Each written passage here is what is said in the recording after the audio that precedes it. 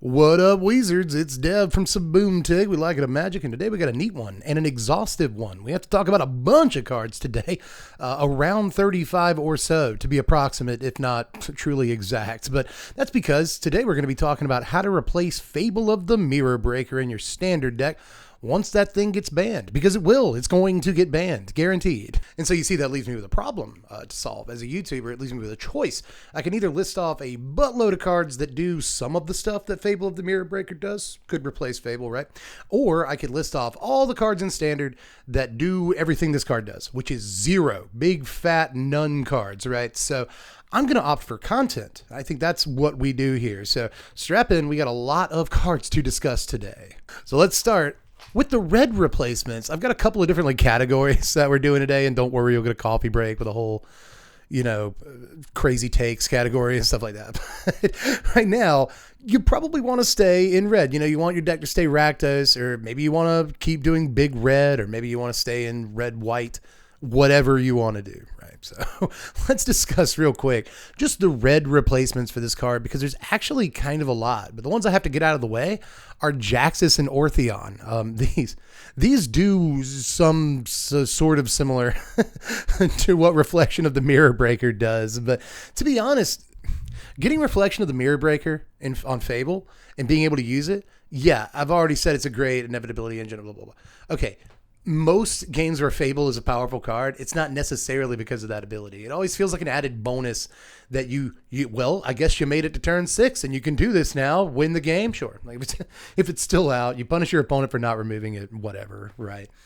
In the case of Jaxus and Ortheon, you're going to punish your opponent for not getting rid of them, sure, but they just don't do anywhere near any of the other stuff that Fable of the Mirror Breaker does. At least one of these, really both of them, cost more than Fable does. You can technically get them online faster than Reflection, but again, your opponent can just answer these with one-to-one removal, which, by the way, I should say this too, one-to-one removal just overall gets better with Fable of the Mirror Breaker gone, right? Especially if they also ban stuff like Wedding Announcement or whatever. Then one-to-one removal gets many, many times better because you don't have to, blast 2 of your one-to-one removal spells away on this card.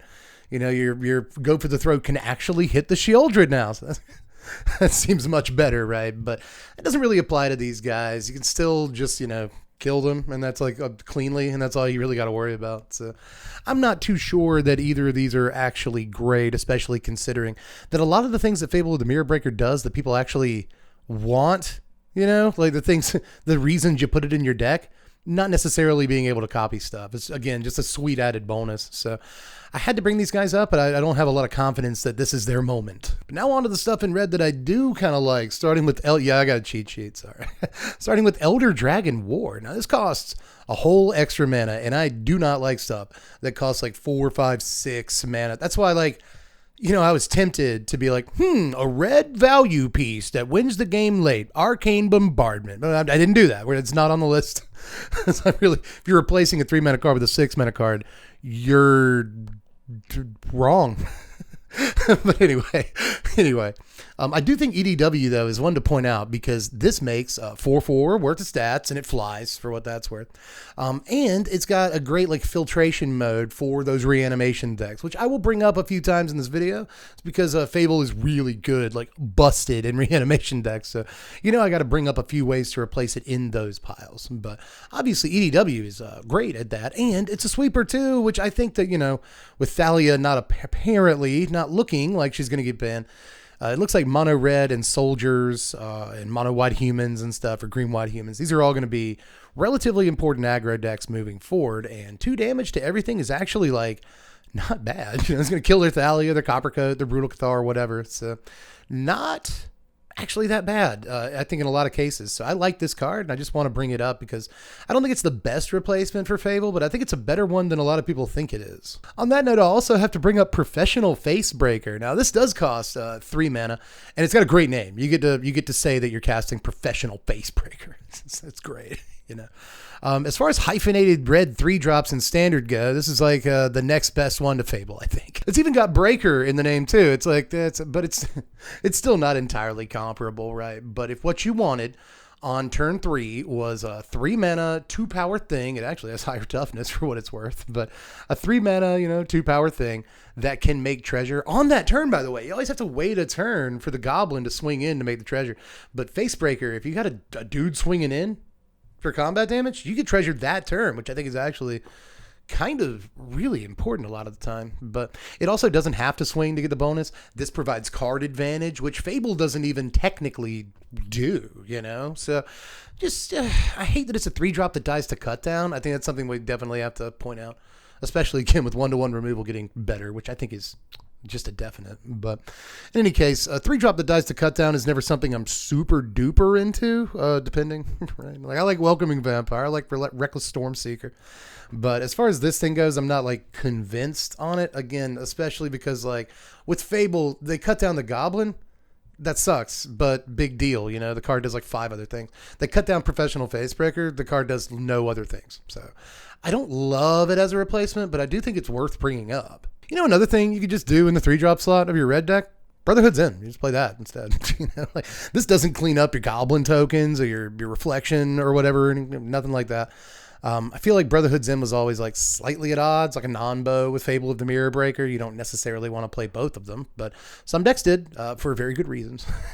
Sometimes you want to play Brotherhood's End on 3, Fable on 4. Makes sense. But with Fable gone, I just think it makes a little bit more sense overall to include a card like this in your red deck. Especially in Rakdos. That doesn't really have like all the options in the world for good sweepers. I think it's got a couple, right? But Brotherhood's End is like arguably its best sweeper. And if that deck wants to convert from like a mid-range pile playing a bunch of creatures, Bloodtithe Harvester, Fable, Shieldred, whatever, into a more kind of control-y pile or something like that with some sweepers and like more removal somehow, then I could see a card like Brotherhood's End being a great transitional piece for them. One of my favorites is Big Score. The problem with this card is that it doesn't actually put any like power toughness on the table, which sucks.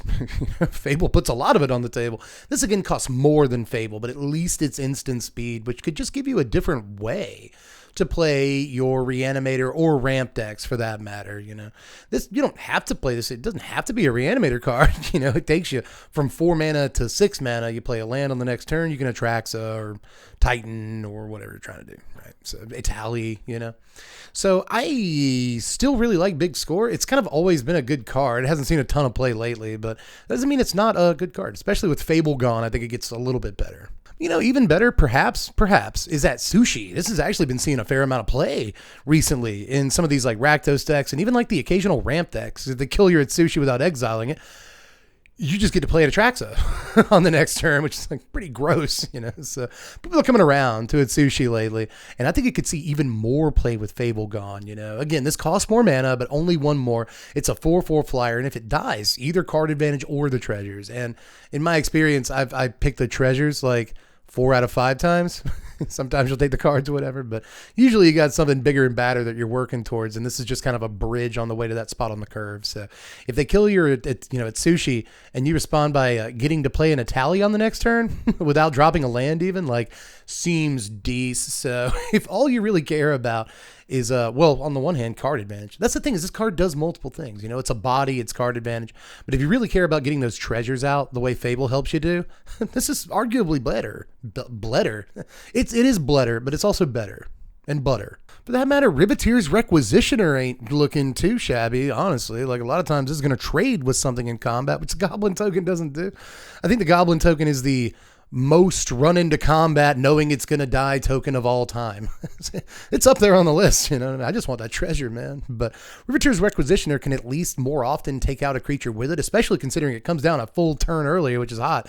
And give you the treasure token that you're looking for too. So it might get hit by Lay Down Arms or Wandering Ember or some other exile effect, and like that could suck a little bit, but for the most part, you're going to run this into combat recklessly, dare your opponent to block it, and if they do, you get their guy and a treasure, which is actually like really good. I think one of the reasons no one was playing this card is because Fable existed. So we'll see what happens if like Big Red or even Rakdos, but I doubt Rakdos plays this, to be honest. But if Red wants to really be a deck without being an aggro deck, then I could see it slotting this card in to replace Fable.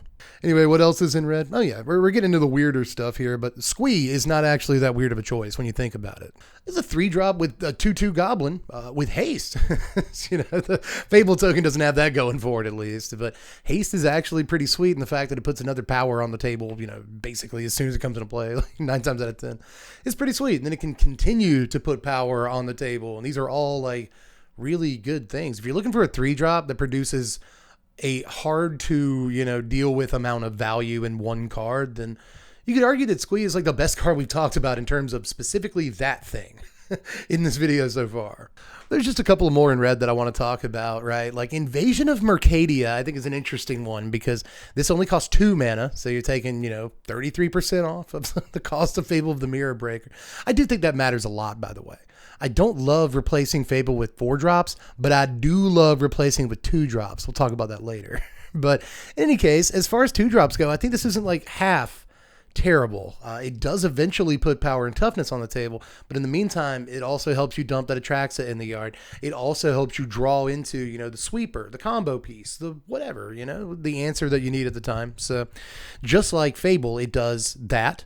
It drops a card in the yard just like Fable, and eventually, perhaps, it puts a body on the table like Fable that can then put more bodies on the table just like Fable. You have to discard cards to get those extra bodies, but I guess the good thing about that is that like the card can, at least somewhat, win the game almost by itself.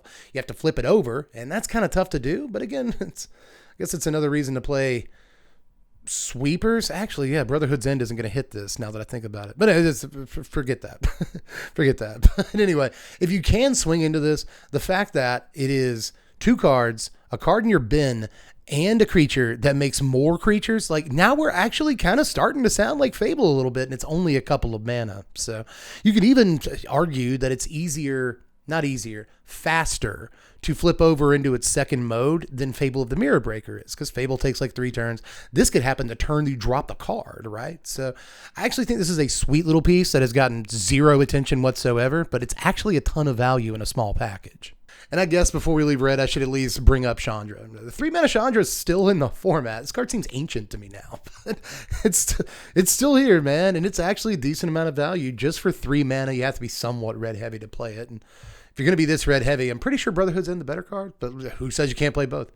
Brotherhood's End doesn't want you to play Planeswalkers, but I'm going to. Doesn't really matter. Brotherhood's End doesn't get to tell me what to do. But Chandra's still a decent 3-mana Planeswalker that ends up giving you a fair amount of card advantage, maybe. Every time I try to get the card off of Chandra, I get a mountain. Every time.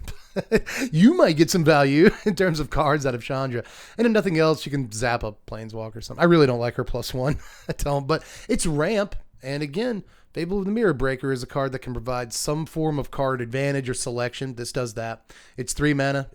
It's a permanent on the table, at least 1 permanent on the table. This is that. It, produces mana. Fable does that. So this actually kind of does some of the things Fable does, but I'm pretty convinced it's not quite enough, but I should at least bring her up. She's cool. But let's move on to the next section of the video. It works in chapters. That's good YouTubing. Now, this one, we're going to talk about 3-drop replacements specifically, but we're going to leave red for it. Maybe one of the good things about this announcement is that people won't play so much freaking red. Red will not be the de facto mid-range color, and if you want to build a mid-range deck, better have red in it. If it doesn't, it's a bad deck. I'm hoping that we put an end to that era of standard at this point. Every deck should be able to do mid-range stuff besides, red and black and white. I guess what I'm saying is that green should exist. But anyway, there's a bunch of like halfway decent cards to replace Fable with in different colors in the 3-drop slot for that matter, because usually you take a 3-drop out, you want to replace it with a 3-drop. Curves are delicate. So I think it's important to look at these, and some of them look really, really good, actually, and probably like they're just not getting anywhere near enough attention in a format where Fable is available. But once Fable's not available, maybe we'll play stuff like the Restoration of Iganjo, and some people do. This will at least make sure that you have a land for the next turn, or for that turn, whenever you play it. And then it'll drop something in your yard, get you something back. You can drop a big dude in your yard, get a land back or a 2-drop or something. That's always a cool interaction. It can ramp, which Fable of the Mirror Breaker also can do, by the way. So I almost feel like these 2 cards are meant to be compared, with Fable just really being the better card. But once this flips over, it might not be able to copy stuff, but it's going to put more dudes on the table, a la like Adeline's ability, And it's a, 3/4 with a relatively good ability in a Wandering Emperor format. Don't know how long we're going to be in that, but for now at least, Vigilance is still a noteworthy ability. So I just think there's a lot to say about Restoration. I think it's one of the better 3-drops to replace Fable with in the entire format. Another spicy one is Invasion of Almond, Catman. This one looks poised a little bit, I kind of wish that it made you discard a card. Just make your opponent discard a card. That said, each player mills 3.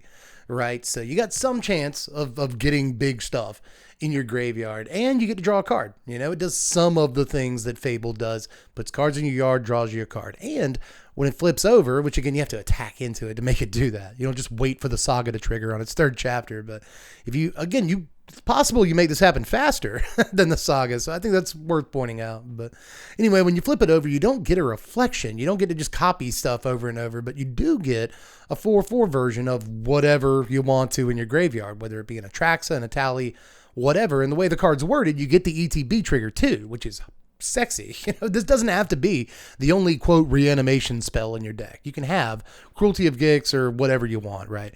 And also have this as tertiary. Is that even the right word? As really secondary. That's correct. Reanimator spell. So I like that a lot about it too. Kind of a reanimator spell that also in some ways enables reanimator. So I think it does some of the things Fable does, including putting bodies on the table and all that. So altogether sweet card. I wouldn't be surprised if the, reanimator deck just became blue-black or Esper for that matter, because there's a lot of cool stuff in white too. But we'll get to all that in a second. I guess we already have talked about Restoration of Iganjo. So I imagine that an Esper Reanimator shell that includes as its 3-drops, Restoration and this card, so long as you have enough planes to support Restoration, could actually be pretty good. You got 8 different things on turn 3 that will dump something in your yard. So, you could probably make that work. But either way, I just wanted to point out this card actually kind of does a lot of things. You know who else does? Kaito Shizuki with the exact same casting costs and almost certainly the better card, honestly. Depends on what kind of deck you're in. But even in a dedicated Reanimator deck that can make use of the, second half of Invasion of Amonkhet, I'm not sure that Kaito isn't the better card still, like this can draw and discard stuff into your yard. It can just straight up draw you cards some of the time if that's what you'd rather it do. But if you want to dump a card in your yard, Kaito can help you with that. And it can put creatures onto the battlefield for that matter. Later on in the game, if you ultimate, it's awesome. You just go get like a huge black creature and just throw him into play or whatever, which is pretty sweet. But in the meantime, he's dumping stuff in your yard. He's getting you boys. He's, effectively extending your life total because your opponent has to swing into him instead of you. And he's drawing you cards. It's just so good. He's so good. And he, again, may not have seen so much play recently because Fable's just a much, much, much better card in the 3-drop slot. And like Grixis, for instance, you're not playing this. You're playing Fable instead, but with Fable gone. Maybe Grixis, or just blue-black, honestly, opts to play something like this instead. I wouldn't be surprised. Kaito is a powerful Magic card. And speaking of 3-mana Planeswalkers, Liliana of the Veil. That's another thing that just hasn't been super great. And some of that may be because Fable exists, If your opponent goes and plays Fable, and then you go and play Liliana, make them sack the Goblin, that kind of feels good in the moment, but it's actually not that good. You put your Liliana on 1, and they get like 2 extra kinds of value off of their Fable. You may get more value off of your Liliana, don't get me wrong, but still, you haven't really answered Fable very cleanly with a turn 3 Liliana, but you can probably answer things a lot more cleanly after Fable, and again, maybe like Wedding Announcement and stuff, are gone next week. So that makes a card like Liliana a little bit better, if she's just guaranteed to kind of 1-for-1 something on turn 3, or at least a little bit more guaranteed. So keep that in mind, and obviously each player discards a card, good in Reanimator. So, 3-mana Planeswalker puts something on the table that takes something off of the table or out of people's hands, and that's always good. But now we get into a little bit of green here, everybody. There's actually a fair number of green cards to look at in the 3-drop slots, and maybe green will finally have its chance to, exist in standard.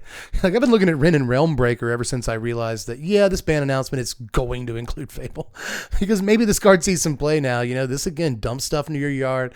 It can effectively make creatures. They only last for a turn cycle, but again, effectively makes creatures that can swing or play defense. They have hexproof. That's pretty hot. And again, this can draw stuff for you, put stuff in your yard or whatever you want. The ultimate is also like very good, but I'm not going to talk about every Planeswalker's ultimate. I'm just not going to do it. It's not that relevant. But, in terms of a thing that puts a ton of potential value on the table, that's the thing, right? Is that Fable puts almost guaranteed value on the table. This is a lot of potential value. So there's a difference there. But at the same time, this does a lot of the same stuff that Fable kind of does without actually ramping you or anything. So it doesn't do all the same things and requires this huge commitment to green. And I think there are better green 3s, to be honest. But it's still one to look at in the Brave New World. But there's other stuff. We could do. I could have made a cut there, but I'm too good for that. We're gonna look at fight rigging.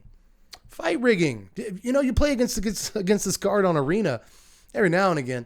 And sometimes it just like stomps you flat, they play like shakedown heavy and you don't remove it. And then on the next turn, they play fight rigging, or like they play fight rigging on 3 and you can't remove that. Then on turn 4, they play heavy or archery into the dross or like some 6 or 7 power thing.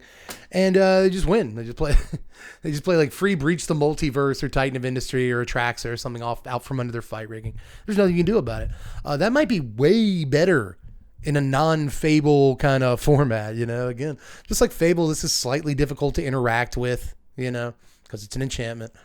And if it ever actually triggers, it gives you a massive value, unbelievable value.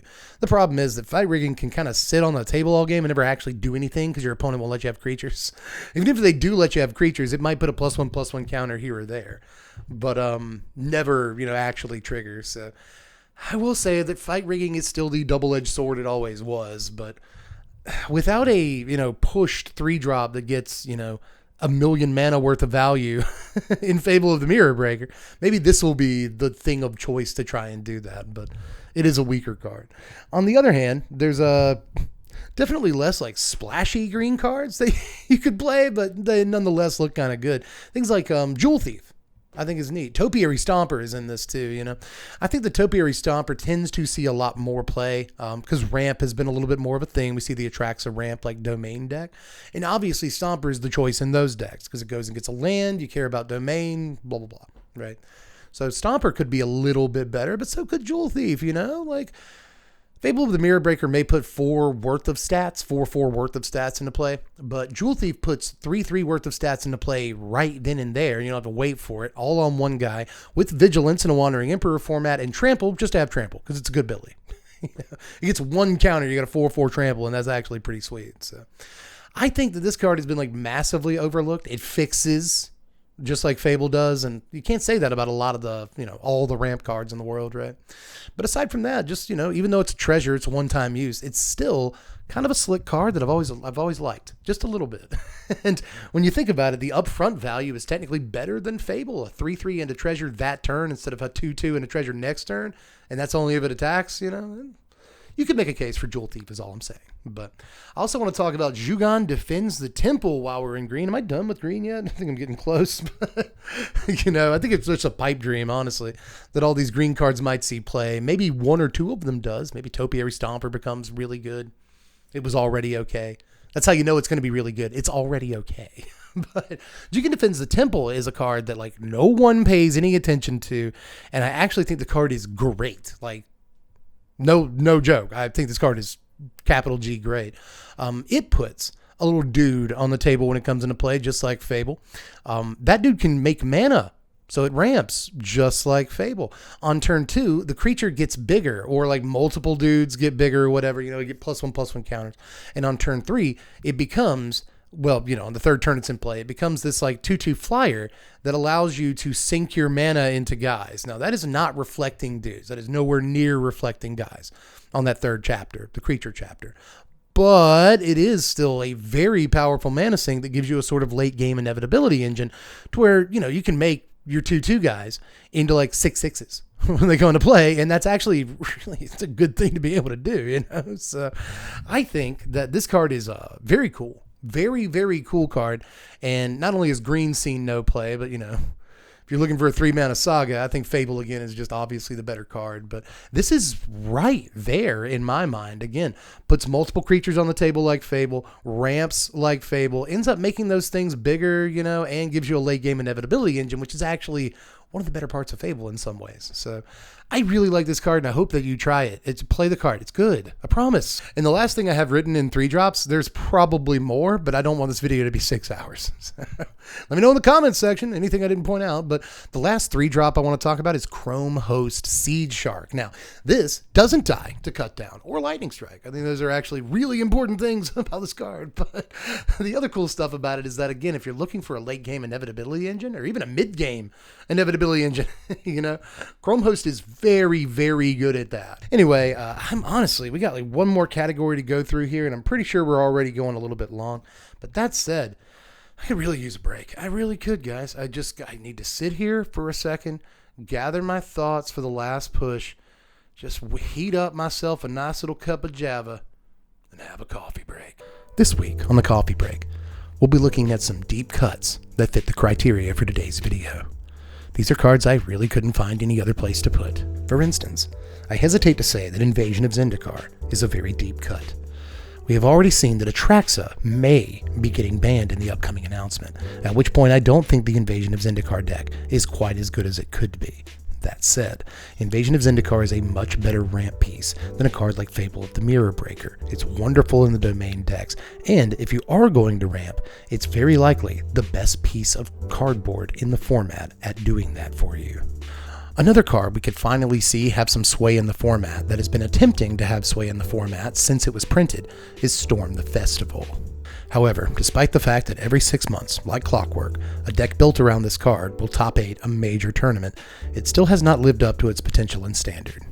One could argue that's because there are too many cards in Standard that do more than it, earlier than it, and Fable of the Mirror Breaker is the premier example of a card like that. However, with Fable gone, I could see Storm the Festival finally making its move. However, my final take is the deepest cut of all, because I believe that Hallowed Haunting may finally be playable. As I alluded to earlier, with Fable of the Mirror Breaker exiting Standard, main deck enchantment removal will not be as good, and therefore may not be as plentiful. Now, there are other factors that could lead to this card seeing more play as well. For instance, if Invoke Despair does get banned, that is one less piece of main deck enchantment removal in Standard. All of these factors point to the green-white enchantments deck getting marginally better post-bans. Now, to be sure, not every green-white enchantments deck runs Hallowed Haunting, but the ones running Hallowed Haunting, I think, get the most better. That is all for the coffee break this week. As usual, we hope you enjoyed your time here, but you have to get off our Wi-Fi now.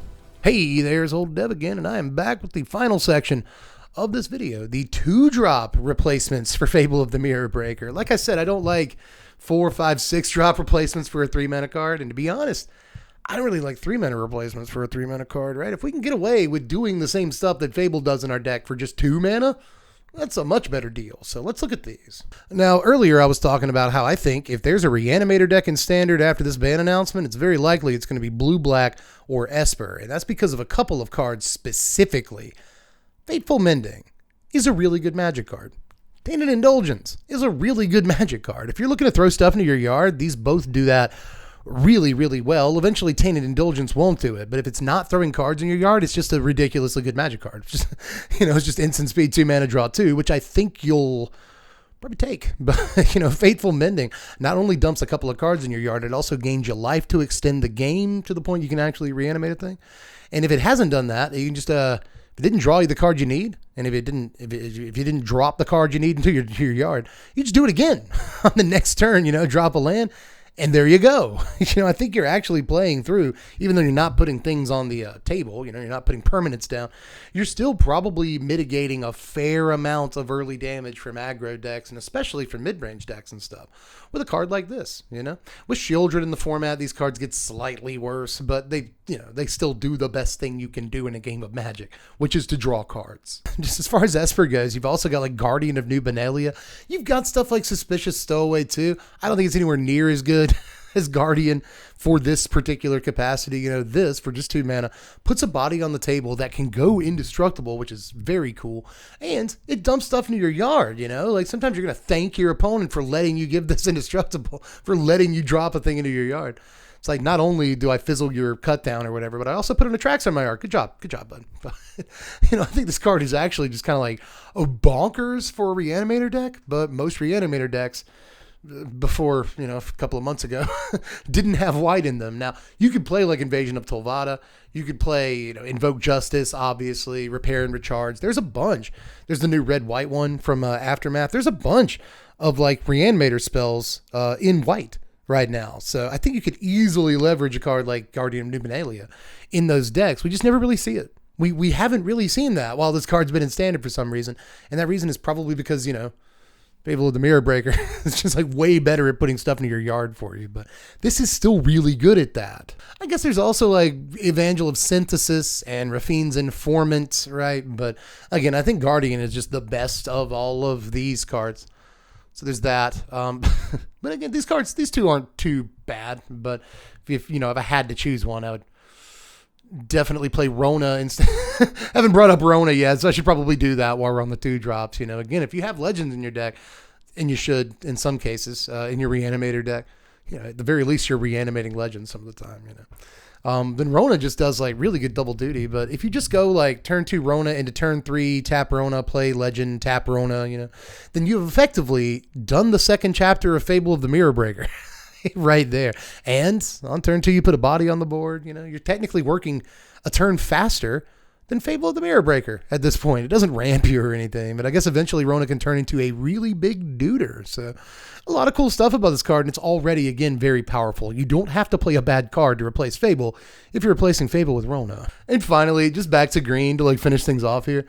You can play Teachings of the Kirin. You could. A couple of other YouTubers and like actually good Magic players like Crokies and stuff have talked about this card a good bit in the past, and I fully support any praise for Teachings of the Kirin.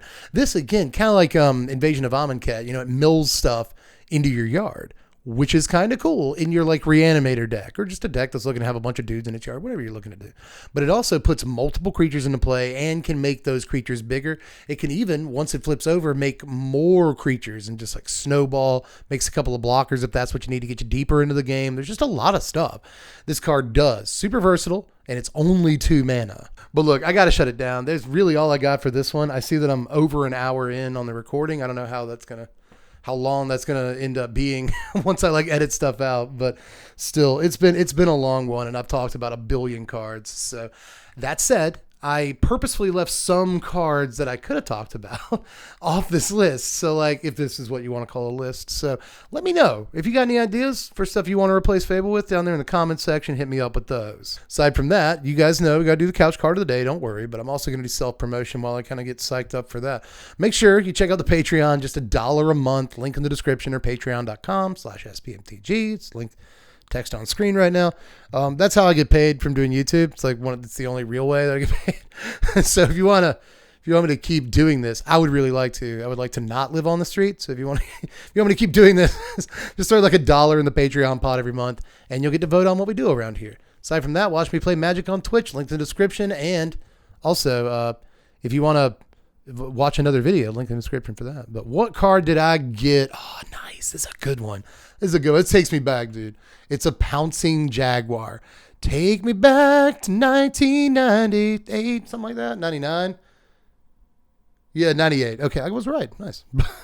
Yeah, Pouncing Jaguar is actually one of the first like stompy creatures aside from like Gazban Ogre, Rogue Elephant. It's definitely in that line of royal like stompy 1-drops. Pouncing Jaguar is just a single mana for a 2/2 cat. It was in the cat cube, by the way.